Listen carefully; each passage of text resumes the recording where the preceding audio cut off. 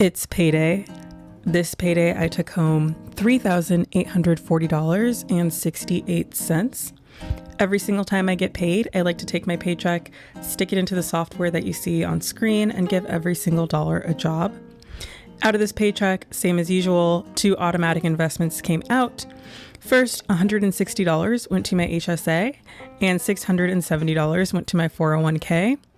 My partner also contributed $920 to our joint expenses, which gets us to our total here of $4,770.68 to budget. All right, first things first, I'm going to take this money in holding and move it up to ready to assign. And then because the month of July is fully funded, meaning all of the categories in my budget have been assigned dollars, I'm going to flip over to August and start budgeting into next month. And as usual, I like to start with fixed costs. So that's what we're going to do here. We could start with home, but I think today, actually, I'm going to start from the bottom up just because with this paycheck, we won't even touch my rent, which is $3,475. And that seems kind of boring. So we'll start from the bottom, which actually now is my debt payments. I think I mentioned this prior, but in 2024, I owed some taxes to the IRS. So I need to set aside $300 every month for the foreseeable future. That's taken care of. And then now we will move up to memberships and subscriptions. First is my cell phone payment, which I give to my parents because I'm still in the family plan. So thanks, Mom and Dad. That's $60. Then Netflix gets $27. Premium connectivity, which is my car's data plan, gets $11. Prime Video, no ads, gets $4. Peloton membership is $44 a month. Apple Music is $13 a month.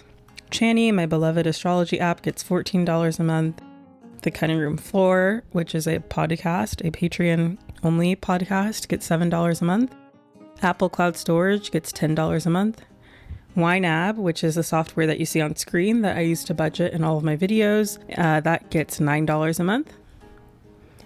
My Chase Sapphire annual fee gets $8. Blue Cash also gets $8, and Amazon Prime will get $12. And then my Costco membership will get $5. Amex Platinum annual fee will get $107, and Amex Gold gets $28. What is this telling me? Oh, my Samsung TV Art subscription, I guess, is coming up. I guess last year I probably paid $53.07, which is why it is saying that it's underfunded by that amount. So I'll just go ahead and set that aside too while we're here. All right, so we've taken care of that.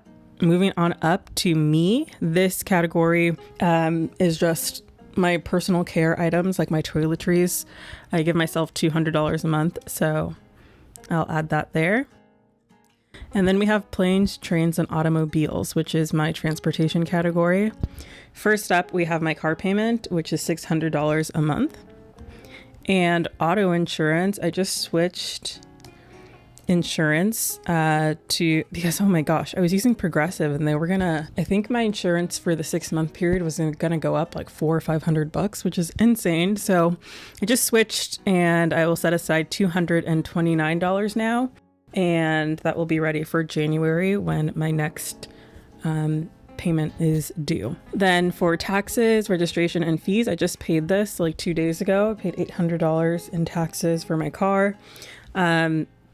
Based on that, I guess I'll just set aside another $800 because my car didn't end up depreciating the way that I anticipated, and I had to scramble in the last video to bump up what I needed to pay here. So I'll keep it at $800, and anything extra, I guess, I'll just roll over next year. So $67. Car cleaning and maintenance will get $20. My seasonal tire swap will get $17. It looks like YNAB is also just updating for some reason, so all right, and then charging gets $80. For food and drink, we use 2 meal kits, and I break this up by the weeks of the month. So YNAB asks me to set aside about $315 every single week. So for the month of August, that will be $1,260.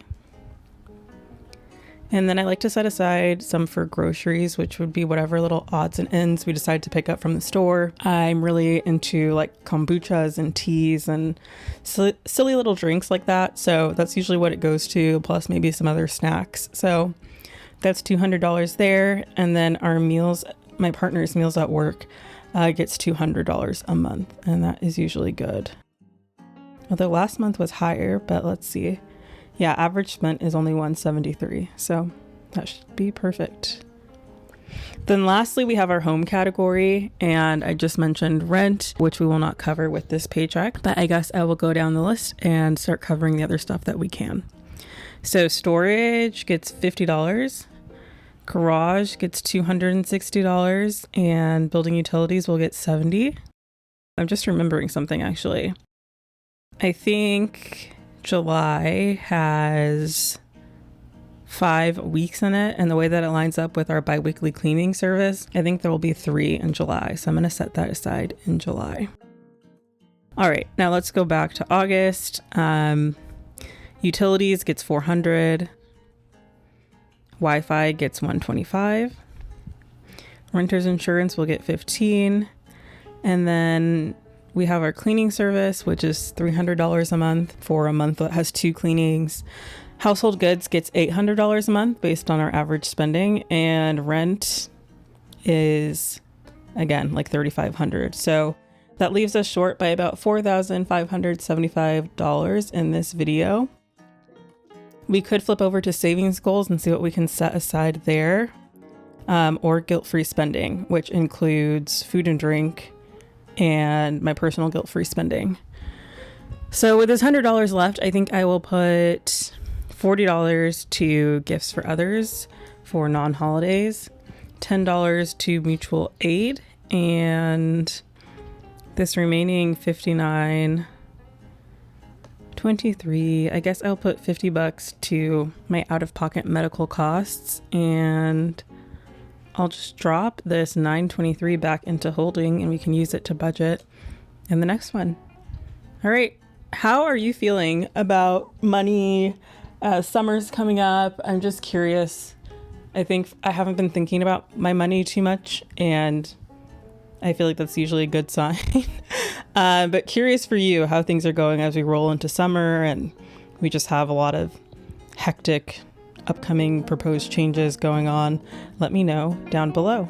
All right, I'll see you later. Bye.